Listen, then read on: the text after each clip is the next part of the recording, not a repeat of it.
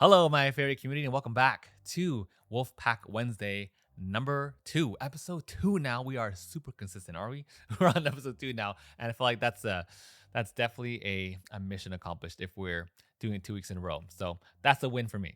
Now, today I want to tell you about 5 creative filming techniques that you can use right now to elevate all your videos across all platforms. I'll tell you which platforms that they work best in as we go.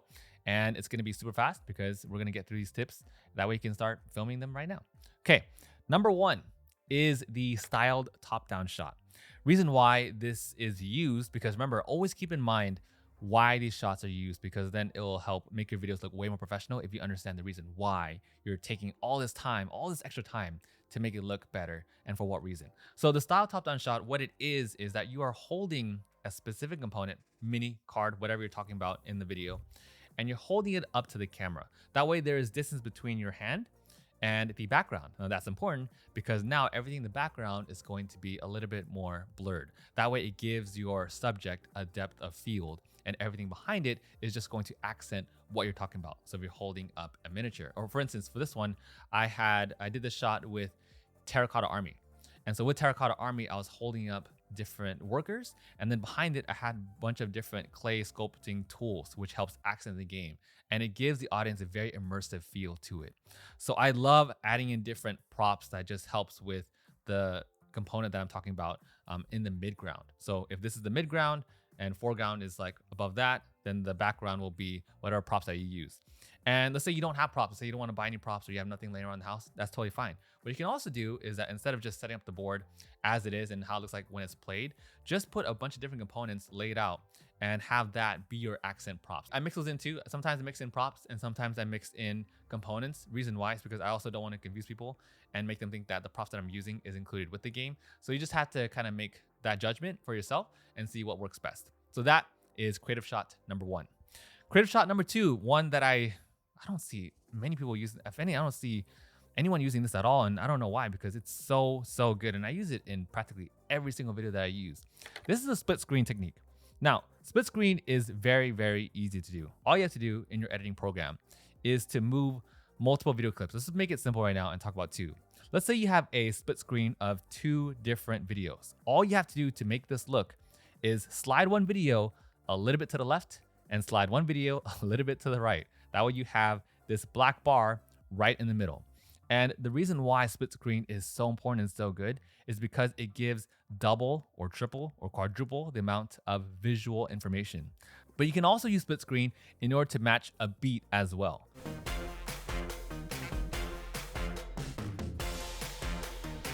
And why I love split screen so much is because it looks so good, giving people a lot of information, and the screens themselves are also related to one another. Usually, I always try to diversify those screens. Like if one screen is showing a slow pan over all the components and another one is showing a very isolated part of component. So I like to do this with 2. I like to do this with 3. If you're on Instagram, I usually like to do a 3 panel, or for like my commercials, I usually would do 2 or 4. Usually 3 or 4 is like the most I'll go for split screen here, because my computer can't handle 8 4K clips all at once. So 4 is usually pretty good, and then you're set. So split screen, super valuable technique. Definitely use it in your next video. Okay, number 3. Number 3 is one of my favorite techniques to use. I use this in a lot of my like higher end videos. I save this for like the really big client shoots. This one is the light reveal box that I always use for my intros.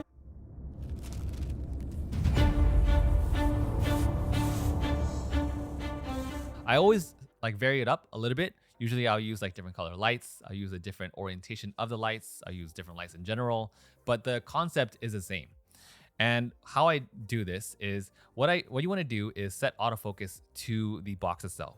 And the reason why I always open up with this shot is because way back when, I always got comments like saying, I don't know what this video is. I don't know what the cinematic is about. Like, is it about cards? Is it about different statues that you collect?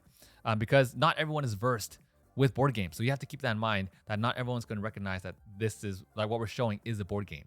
So that's why I like to open up with the box, so people know right away we're talking about a board game for the rest of the video. That's why I always like to open up with a box. So you want to set your tripod, and then the autofocus point on the box, and then turn off autofocus. If you don't turn off autofocus and you do not have it on manual focus, you're gonna have a problem with that, because when you turn on the light, your camera's gonna scan around different parts of the image and it won't lock onto your subject right away. So set autofocus onto your box, turn off your autofocus, and now manual focus is gonna be set on your box the entire way. And then you just turn on your lights one by one.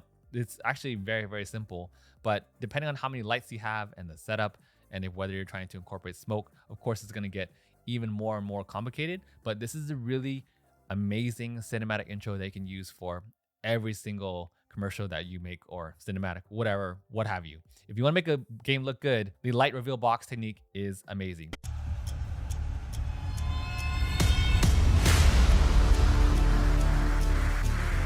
Okay, I have two more for you. This one took me about maybe like a month to do for my top 10 video, but this is the setup time lapses.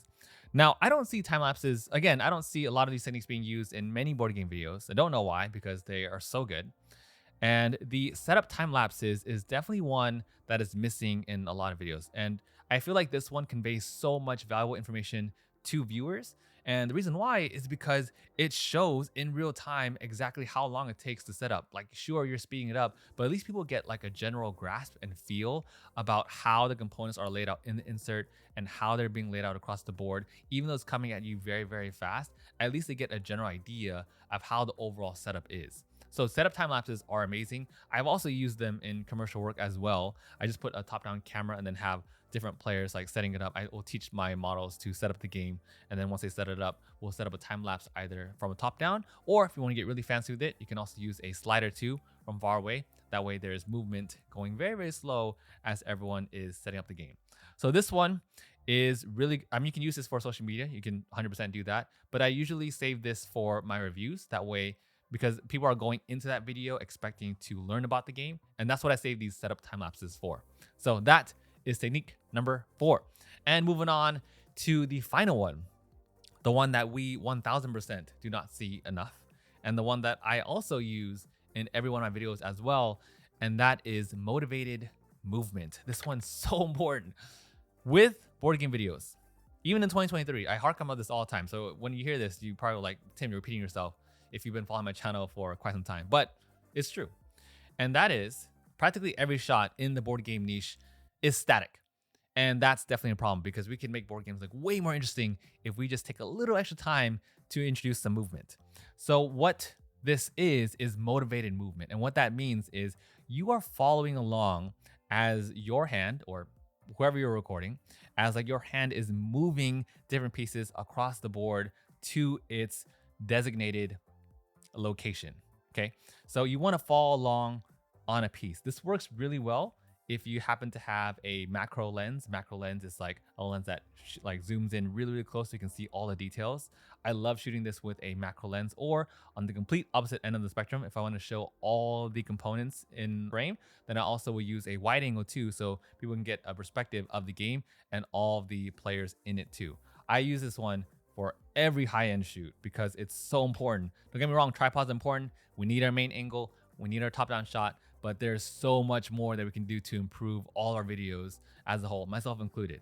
So I always try to introduce motivated movement where I'm following pieces as they go to their designated spot. Just have your camera. I usually just do it like one-handed. Nowadays I use a gimbal and I'll follow like my left hand or something as I'm holding a card or as I'm holding a meeple, putting it at a spot where it's generating resources. And you know what? Even on a tripod, you can still show motivated movement because you can always zoom in digitally in post, and you can be physically holding up the cards. Like I talk about this technique all the time where you're holding up a card to the camera or you're holding a piece to the camera, and then you can zoom in post and then introduce movement there. So there are a lot of fun ways to introduce motivated movement, but that is definitely one thing that you definitely do not want to miss the next time you film a board game video, wherever it may be.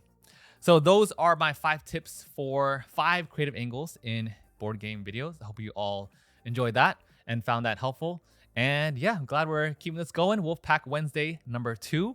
If you have any other questions, let me know in the comments below about any of the techniques and so forth. I'll be more than happy to answer them. And we will move on to Wolfpack Wednesday number 3. This is actually from a poll on Instagram, I don't know if I linked this earlier or showed this earlier, but this was the most requested option for this week. A bunch of people have been asking about this one. It wasn't just one person. So if you have any other questions or you want to leave me a topic for next week, then let me know in the comments or message me on Instagram. Totally fine either way. And you know what time it is. For all of you that stuck it out and made it to the very, very end, that are committed to growing more and learning every one of these techniques, then comment next level in the comments below, because I see you and I see the hard work that you're putting in. So thank you all so much for watching, and I'll see you all in the next one.